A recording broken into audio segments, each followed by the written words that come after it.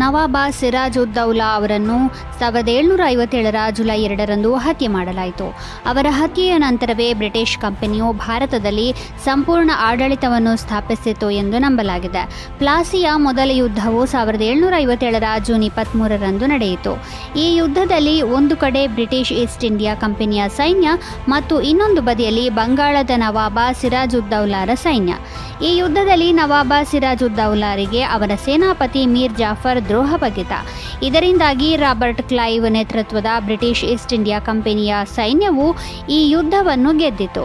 ಯುದ್ಧಕ್ಕೂ ಮುಂಚೆಯೇ ಸೇನಾಪತಿ ಮೀರ್ ಜಾಫರ್ ಮತ್ತು Robert Clive ನಡುವೆ ಒಪ್ಪಂದ ಏರ್ಪಟ್ಟಿತ್ತು ಎಂದು ಹೇಳಲಾಗುತ್ತದೆ ಮತ್ತು ಅದರ ಅಡಿಯಲ್ಲಿ ನವಾಬ ಸಿರಾಜುದ್ದೌಲಾರನ್ನು ಬ್ರಿಟಿಷ್ ಈಸ್ಟ್ ಇಂಡಿಯಾ ಕಂಪನಿ ಬಂಧಿಸಿತು ಮತ್ತು ಅವರನ್ನು ಕೊಲ್ಲಲಾಯಿತು.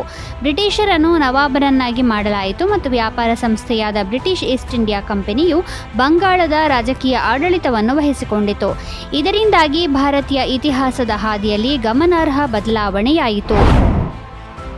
1940ರ ಜುಲೈ 2ರಂದು ಸುಭಾಷ್ ಚಂದ್ರ ಬೋಸ್ ಅವರನ್ನು ದೇಶದ್ರೋಹದ ಆರೋಪದ ಮೇಲೆ ಬ್ರಿಟಿಷ್ ಸರ್ಕಾರ ಬಂಧಿಸಿತು. ಈ ಬಂಧನ ಕಲ್ಕತ್ತಾದಲ್ಲಿ ನಡೆದಿತ್ತು. ಬ್ರಿಟಿಷರ ಆಡಳಿತದ ವಿರುದ್ಧ ದಂಗೆ ಎದ್ದದ್ದಕ್ಕಾಗಿ ಮತ್ತು ಕ್ರಾಂತಿಕಾರಿ ಚಟುವಟಿಕೆಗಳಲ್ಲಿ ಭಾಗವಹಿಸಿದ್ದಕ್ಕಾಗಿ ಬೋಸ್ ಜೈಲು ಪಾಲಾಗಿದ್ದರು. ಬೋಸ್ ಅವರು ಭಾರತೀಯ ಸ್ವಾತಂತ್ರ್ಯ ಹೋರಾಟದ ಪ್ರಮುಖ ನಾಯಕರಾಗಿದ್ದರು ಮತ್ತು ಅವರ ಆಲೋಚನೆಗಳು ಹಾಗೂ ಕಾರ್ಯಗಳು ಬ್ರಿಟಿಷ್ ಸರ್ಕಾರಕ್ಕೆ ತೊಂದರೆಯುಂಟು ಮಾಡಿದ್ದವು. ಬಂಧನದ ನಂತರ ಅವರು ಉಪವಾಸ ಸತ್ಯಾಗ್ರಹ ನಡೆಸಿದರು. ಇದರಿಂದಾಗಿ ಅವರ ಆರೋಗ್ಯವು ಹದಗೆಡಲು ಪ್ರಾರಂಭಿಸಿತು. ಬೋಸ್ ಅವರ ಆರೋಗ್ಯ ಹದಗೆಡುವುದನ್ನು ಕಂಡ ಬ್ರಿಟಿಷ್ ಸರ್ಕಾರ ಅವರನ್ನು ಬಿಡುಗಡೆ ಮಾಡಿ ಮನೆಗೆ ಕಳುಹಿಸಿತು.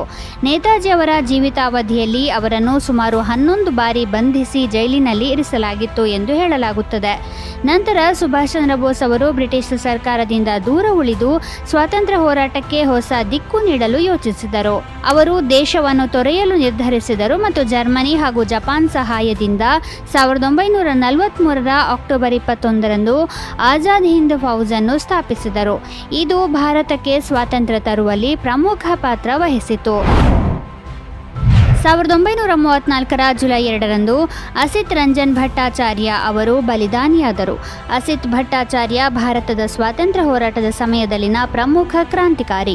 ಅವರು ಭಾರತೀಯ ರಾಷ್ಟ್ರೀಯ ಕಾಂಗ್ರೆಸ್ಗೆ ಸೇರುವ ಮೂಲಕ ಸ್ವಾತಂತ್ರ್ಯ ಹೋರಾಟದ ಚಟುವಟಿಕೆಗಳಲ್ಲಿ ಸಕ್ರಿಯವಾಗಿ ಭಾಗವಹಿಸಿದರು ಮತ್ತು ವಿವಿಧ ಕ್ರಾಂತಿಕಾರಿ ಸಂಘಟನೆಗಳ ಸಹಯೋಗದೊಂದಿಗೆ ಬ್ರಿಟಿಷ್ ಆಡಳಿತದ ವಿರುದ್ಧ ಆಂದೋಲನ ನಡೆಸಿದರು. ಅವರು 1933ರ ಮಾರ್ಚ್ 31ರಂದು ಹಬೀಬ್ಗಂಜ್ನಲ್ಲಿ ದರೋಡೆಗೆ ಯೋಜಿಸಿದ್ದರು ಎಂದು ಹೇಳಲಾಗಿದೆ. ಅಸಿತ್ ರಂಜನ್ ಭಟ್ಟಾಚಾರ್ಯ ಅವರು ದೇಶದ ಹಣವನ್ನು ದೇಶವಾಸಿಗಳಿಗೆ ಹಿಂದಿರುಗಿಸಬೇಕು ಮತ್ತು ಅದೇ ಹಣದಿಂದ ಕ್ರಾಂತಿಕಾರಿಗಳಿಗೆ ಶಸ್ತ್ರಾಸ್ತ್ರಗಳನ್ನು ಖರೀದಿಸಬೇಕು ಎಂದು ಬಯಸಿದ್ದರು. ಈ ದರೋಡೆಯ ನೇತೃತ್ವವನ್ನು ಅಸಿತ್ ಭಟ್ಟಾಚಾರ್ಯ ವಹಿಸಿದ್ದರು. ಸಂಪತ್ತನ್ನು ಕಾಪಾಡುತ್ತಿದ್ದ ಬ್ರಿಟಿಷ್ ಕಾವಲುಗಾರರನ್ನು ಅವರು ಕೊಂದಿದ್ದರು. ಆದಾಗ್ಯೂ ಇದರ ನಂತರ ಅವರನ್ನು ಬ್ರಿಟಿಷ್ ಸೈನಿಕರು ಬಂಧಿಸಿದರು ಮತ್ತು ಡಕಾಯತಿ ಆರೋಪದ ಮೇಲೆ ಮರಣದಂಡನೆ ವಿಧಿಸಲಾಯಿತು.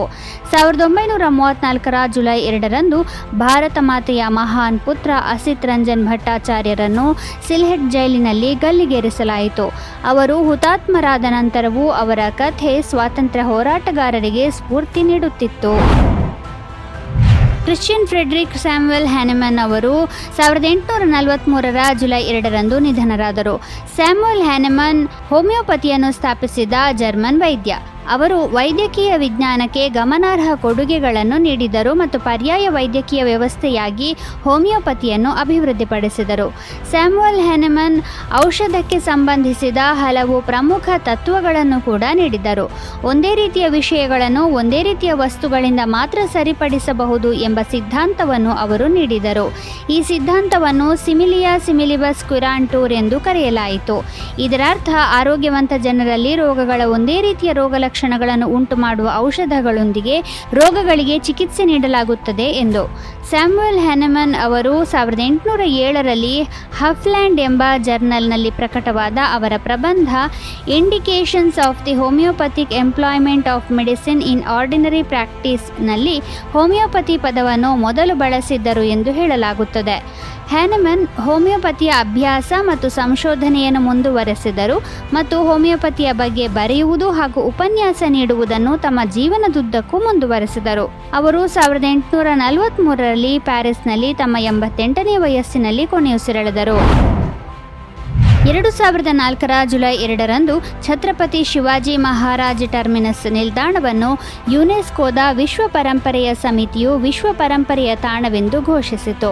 ಈ ನಿಲ್ದಾಣದ ಕಟ್ಟಡವನ್ನು ವಿಕ್ಟೋರಿಯನ್ ಗೋಥಿಕ್ ಶೈಲಿಯಲ್ಲಿ ನಿರ್ಮಿಸಲಾಗಿದೆ. ಇದನ್ನು ಮೊದಲು ವಿಕ್ಟೋರಿಯಾ ಟರ್ಮಿನಸ್ ನಿಲ್ದಾಣ ಎಂದು ಕರೆಯಲಾಗುತ್ತಿತ್ತು. ವಿಕ್ಟೋರಿಯಾ ಟರ್ಮಿನಸ್ ನಿಲ್ದಾಣವು 1887 ಜೂನ್ 20ರಂದು ಪೂರ್ಣಗೊಂಡಿತು. ಈ ನಿಲ್ದಾಣವು ಮುಂಬಯಿಯಲ್ಲಿರುವ ಐತಿಹಾಸಿಕ ರೈಲು ನಿಲ್ದಾಣವಾಗಿದೆ. ವಿಕ್ಟೋರಿಯಾ ರಾಣಿಯ ಹುಟ್ಟುಹಬ್ಬದ ಸುವರ್ಣ ಮಹೋತ್ಸವದ ಸಂದರ್ಭದಲ್ಲಿ ಇದನ್ನು ಉದ್ಘಾಟಿಸಲಾಗಿತ್ತು. ಈ ನಿಲ್ದಾಣವನ್ನು ಬ್ರಿಟಿಷ್ ವಾಸ್ತುಶಿಲ್ಪಿ ಫ್ರೆಡ್ರಿಕ್ ವಿಲಿಯಂ ಸ್ಟೀವನ್ಸ್ ವಿನ್ಯಾಸಗೊಳಿಸಿದ್ದಾರೆ. ಇದರ ನಿರ್ಮಾಣವು ಸುಮಾರು 10 ವರ್ಷಗಳನ್ನು ತೆಗೆದುಕೊಂಡಿತ್ತು.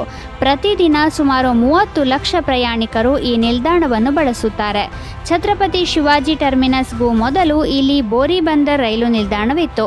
ಥಾಣೆಗೆ ಭಾರತದ ಮೊದಲ ರೈಲನ್ನು ಈ ಬೋರಿಬಂದರ್ ರೈಲು ನಿಲ್ದಾಣದಿಂದ ಓಡಿಸಲಾಯಿತು. ಆದರೆ ಬೋರಿಬಂದರ್ ರೈಲು ನಿಲ್ದಾಣದಲ್ಲಿ ಜಾಗ ಕಡಿಮೆಯಾದಾಗ ಬ್ರಿಟಿಷರು ದೊಡ್ಡ ನಿಲ್ದಾಣವನ್ನು ನಿರ್ಮಿಸಲು ನಿರ್ಧರಿಸಿದರು.